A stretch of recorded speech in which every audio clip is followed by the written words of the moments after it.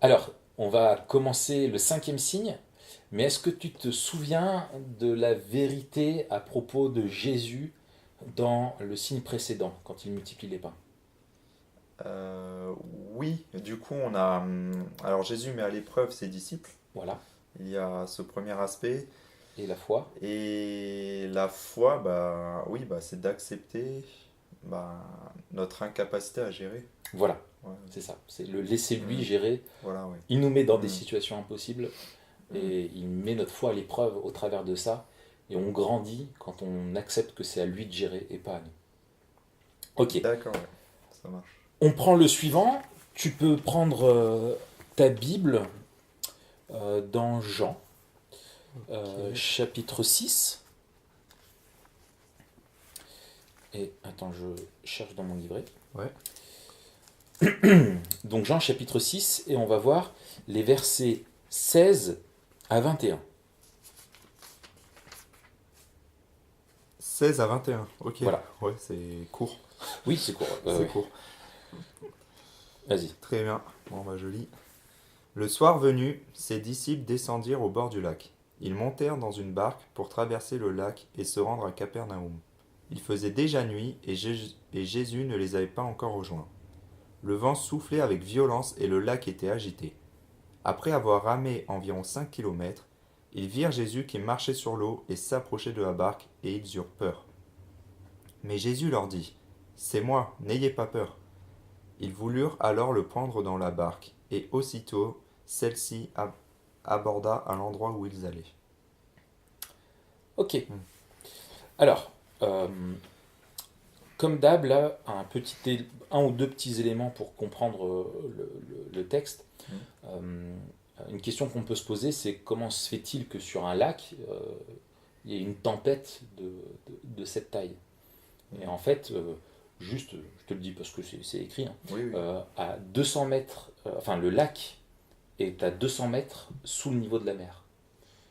Ce qui fait que quand tu as le vent qui s'engouffre dedans, Ah oui, ça peut créer des tempêtes comme si tu oui. étais en mer du Nord, quoi. Tu Ça vois. remue. Ah, voilà. Donc ils sont dans une vraie tempête, c'est pas juste que Oui. c'est une petite barque, voilà, hein.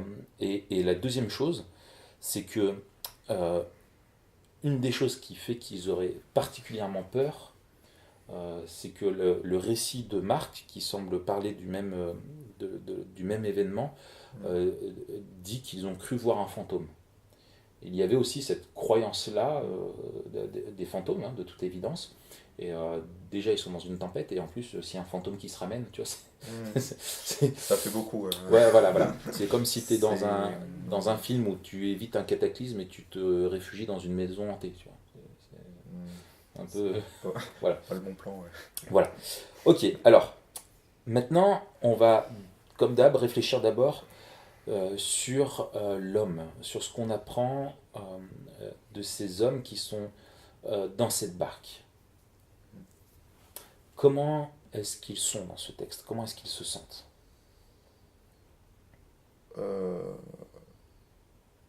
Dans tout le texte, Ouais, tu entends, ouais. Ben, ils sont effrayés. ouais, Ils ont peur, ça souffle, la tempête, enfin, voilà. c'est des conditions galères, hein, comme Ouais, on dit. ouais. Est-ce qu'ils ont peur pour une Mm. raison qui est valable ou pas? Bah oui, oui, Oui, oui, ils sont ouais, bien sûr. ouais, ouais, Le vent. ouais, ils sont en danger de mort. Je crois que c'est la première fois qu'on les voit en danger. Mm. Dans le miracle précédent, ils sont dans une situation très inconfortable, Mm. mais ils ne sont pas en danger. Là, c'est leur vie à Oui, eux qui est oui, en danger. ouais, D'accord? C'est pas exact, la ouais. vie de la fille d'un officier Mm. ou la vie d'un paralytique ou voilà, c'est leur vie à eux qui est en danger. Ouais, Donc ça change. Ok, c'est clair. Ouais. d'accord. Donc du coup, est-ce que être un disciple de Jésus fait qu'on ne va pas connaître le danger? Bah non, non. Voilà. Non, Ok, ça me va. On voit que eux, tu vois, Bon, ouais, super. voilà. Impeccable, Non, mais simplicité. c'est vrai, non, mais tu vois, on pourrait croire que justement, quand on se tourne Mm. vers Jésus, on n'aura plus jamais de problème, Oui, oui, ouais, tu je vois. comprends. Et là, on voit que eux, de suivre Jésus, ça leur a coûté. Mais là, peut-être on anticipe un peu. Ouais. Mm. D'accord. Qu'est-ce qu'on apprend de Jésus, là, dans ce miracle? Bah, il n'est pas avec ses disciples, dans un premier temps. Alors, ouais, Et- excellent. Attends, il est où d'ailleurs? Ah ouais. Alors, lui, il était resté sur la montagne D'accord, ouais. pour prier. Donc, en gros, lui, D'accord. Donc ils se il séparent, prie, enfin. voilà, il prie, ils il sont les pas envoie, connus. Voilà. il leur dit, voilà, moi je vous rejoindrai de l'autre côté. Ouais, ouais. Et il se retrouve tout seul dans le lac. Et voilà. Mm. Que fait Jésus? Il les rejoint, Ok. Comment? bah, à pied. À pied. Ok. Ouais. Par quel chemin? Par l'eau. Par l'eau. Voilà. Ouais, ouais. Tu sais, on dit par exemple des footballeurs que quand ils sont très forts, ils marchent sur l'eau, tu vois. Pas tous. Pas tous, je sais, mais tu vois, Oui, enfin, oui, mais oui, oui. Non, mais voilà, je comprends l'expression maintenant est devenue. Oui, c'est vrai que c'est devenu une expression. Et voilà. voilà alors. Voilà, et un footballeur D'accord, qui ouais. marche sur l'eau, qu'est-ce qu'on veut dire quand on parle d'un footballeur qui marche sur l'eau? Bah, qu'il est au-dessus du lot. Il est facile, enfin. Il est au-dessus du lot. Il est au-dessus. Tu me fais un jeu de mots ou... Ouais, c'est vrai. Malgré moi. Je suis bon Non, pour ça. alors qu'est-ce qu'il fait? Bah, Quoi, qu'est-ce qu'il fait? Bah, un footballeur qui est au-dessus du lot. Qui marche sur l'eau, pardon. Un footballeur qui marche sur l'eau, qu'est-ce qu'on veut dire par là? Bah, il est différent. Il est différent. Voilà, Il fait des choses qui sont impossibles, quoi. Oui, oui, bah, c'est ça. Il maîtrise tous les éléments. Hmm. D'accord? Oui, oui, oui. Et là, Jésus fait quelque chose qui, selon les lois scientifiques, est absolument Impossible. impossible. Ouais. Voilà, ce n'est pas possible de marcher sur l'eau. Hmm. D'accord? Et donc, qu'est-ce que ça nous apprend de lui? Ben, Qu'est-ce qu'il maîtrise là, en faisant ça? bah, les éléments. Ouais, Il maîtrise toutes choses. Ouais. ouais. Il y a une tempête et lui, il marche dessus, quoi. C'est pas un problème. Voilà, C'est- voilà, c'est pas un problème. C'est pas un problème pour lui. Elle est Mm. pas. Voilà. Euh, Peut-être on peut regarder, si tu veux revenir au chapitre 1, Ouais. garde la page, Au chapitre 1, ouais. Ouais. Chapitre 1 de l'évangile. Ouais. Je te lis juste les versets 1 et 2, Mhm. et 3, de 1 à 3. Au commencement, la parole existait déjà, la parole était avec Dieu, et la parole était Dieu. Elle était au commencement avec Dieu. Tout a été fait par elle, et rien de ce qui a été fait n'a été fait sans elle. Ok? Et maintenant, regarde le verset 14. Et la parole s'est faite homme, elle a habité parmi nous, pleine de grâce et de vérité, et nous avons contemplé sa gloire, une gloire comme celle du Fils unique venu du Père. Comment est-ce que Dieu a créé le monde? Bah, par la parole. Par la parole. Mm. D'accord? Et Jésus est la parole qui s'est faite homme. D'accord? Dans Jean. Mm. Et Jésus a créé la mer par Dieu a créé la mer par la parole, et Jésus vient, et on voit Oui. que le Dieu qui a créé la mer, qui a créé la tempête, eh bien Jésus lui-même peut marcher sur cette tempête. Mm. Tu vois, Dieu a créé les éléments et Dieu les domine. Il y a un autre récit où Jésus même dit à la tempête d'arrêter, quoi. Mm. Et la tempête s'arrête instantanément. Jésus domine absolument tout ce qui est créé, même dans un contexte de chaos, de tempête, de voilà. Jésus, lui, il est au-dessus de ça, quoi. Il n'y a rien qui soit chaotique pour lui. Il n'y a rien qui le dépasse. Il n'y a rien qui le mette dans une situation impossible. Lui, il n'est pas en danger, alors que nous, on vit en danger. Ouais. Ok? Puis il y a une forme de logique en même temps. Le créateur domine sa création. Ben voilà. Enfin, c'est comme nous, hein, quand on crée des choses au travail ou quoi, on est sur des machines, Voilà. on sait intervenir en fait. Voilà. Je pense que Ouais.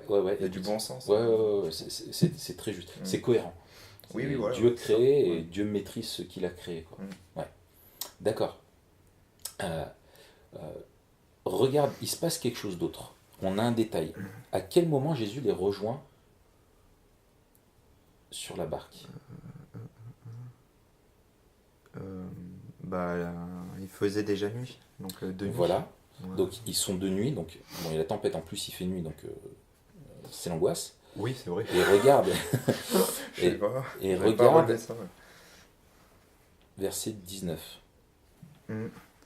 Après avoir ramé environ 5 kilomètres, ils virent Jésus qui marchait sur l'eau et s'approchait de la barque et ils eurent peur. Voilà. Donc là, euh, ils sont en plein milieu du lac. Mm. D'accord? Ils sont au milieu de la tempête. Et que se passe-t-il? Jésus les rejoint, il le voit, il lui demande quoi? De monter. Et regarde verset 21. Ils voulurent alors le prendre dans la barque et aussitôt celle-ci aborda en l'endroit où ils allaient. Alors, comment ça se fait ça? Bah là, je comprends pas bien, tu vois. Ouais. Non, là, je comprends pas. Il y a Ouais. une sorte de. Enfin, téléportation. Alors, soit ils sont. Est-ce qu'ils sont au milieu du lac quand Jésus Bah oui. les rejoint? Ou en fait, Ah. il les rejoint et en fait, ils étaient à 5 mètres du bord, tu vois. Et Jésus leur dit non, c'est pas la peine, c'est ça. Bah, ouais, en fait, on sait pas. On sait pas. On sait pas, ouais. Mais c'est où qu'ils disent quand il est au milieu du lac? Quand il. Attends, ils sont au milieu. C'est quand il nous dit ils montèrent sur la barque pour traverser le lac et se rendre à Capernaum. Il faisait déjà nuit et Jésus ne les avait pas encore rejoints. Le vent soufflait avec violence et le lac était agité, après avoir ramé environ 5 kilomètres. Alors ça, je l'ai dans mon livret, c'est que selon la taille du lac, Ah oui, non. Ouais. voilà, c'est qu'ils sont au milieu, quoi. D'accord. Ils sont, ok, ouais. ils sont en plein milieu du lac. Quand Jésus les rejoint, ils Ouais. sont. D'accord, ok. Et Donc Jésus, ça, c'est un donc fait, ils sont au milieu c'est du sûr. lac, voilà. Ok, bon. Et quand Jésus leur dit, non, en fait, on est au bord. Mais en fait, ils sont au milieu. Ouais. Mais ils sont au bord ou ils Ouais. sont au milieu? Bah oui, mais. Bah, Bon, c'est. il y a peut-être un deuxième miracle, en fait. Hum. Au moment où Jésus les rejoint, il leur dit, c'est bon, vous êtes arrivés. Moi, je crois qu'il y a un miracle. C'est que non seulement Jésus marche sur l'eau, et que quand il l'appelle, Jésus leur dit, c'est bon, on est arrivé. Et qu'il y a quelque chose là-dedans d'extrêmement symbolique. Est-ce que tu arrives à Ouais, percevoir un petit peu? Ils Oui, sont oui. dans la tempête. Ouais, bah du coup, ouais, j'arrive à voir le truc, je pense. C'est qu'ils sont dans la tempête, donc dans l'épreuve. Leur vie est en danger, Ouais. tu l'as dit du coup. Enfin, le texte nous le dit. Ouais. Et quand Jésus les rejoint, ben, l'épreuve cesse. Hmm. Car Jésus est avec eux maintenant. Voilà. Ouais. Ils sont dans la tempête, et puis Jésus, c'est celui qui les conduit sur la rive. C'est celui Jésus est celui qui t'amène au rivage. Et voilà. Et quelle promesse ça peut te faire toucher du doigt, ça, pour ta foi?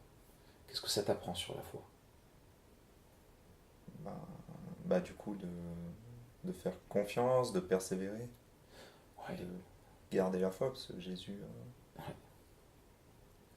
bah, est avec moi, quoi. Ouais. Voilà. Moi, je... Bon, plus facile à dire qu'à faire. Après. Ouais, C'est ouais, pas- ouais. c'est- C'est croire que c'est pas Jésus toujours évident, est ouais. présent même dans l'épreuve. Hmm. D'accord? Et qu'au-delà de l'épreuve, Jésus nous conduit au rivage. D'accord? Il nous conduit en sûreté. Et ce qui est extraordinaire avec ce qu'on apprend là sur Jésus et sur la foi, c'est qu'on a la promesse en Jésus qu'un jour il nous amènera au rivage en sécurité. On passe par des tempêtes, mais au final, la destination qu'on a, l'assurance qu'on a, c'est qu'on sera en sécurité avec lui. Ça, c'est merveilleux. Ouais, non, c'est clair. Mm. C'est clair. En lisant, tu vois, le verset 21, je comprenais pas trop et je fais pas le lien directement, tu vois. Mm.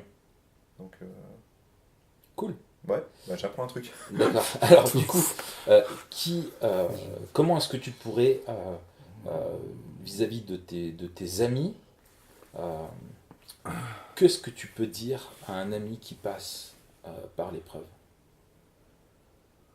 à propos de Jésus? Bah, du coup, bah, que cette épreuve, elle a un sens, qu'elle est pas là pour rien, peut-être. Puis, en fait, d'avoir confiance, tout simplement en Jésus qui. Mm. Bah, que- Ouais. bah, enfin, il n'est pas appelé toute sa vie en fait à être dans cette épreuve. Mhm. Donc Jésus interviendra en temps voulu. Voilà. Ouais, voilà. Voilà, ouais, super, super. C'est ça. Ouais. Ok. Mm. Donc, la vérité, c'est que Jésus maîtrise l'univers en entier et qu'il est au-dessus de toutes les tempêtes, d'accord? Mais qu'en même temps, il nous rejoint dans la tempête. Mm. Hein, ça, c'est pas mal, je trouve. Et puis, la vérité sur la foi, euh, c'est que dans la tempête, on doit s'attendre à lui. Et on doit se rappeler que il va nous conduire au rivage en sécurité. On se retrouve pour le prochain. Bon, on fait comme ça.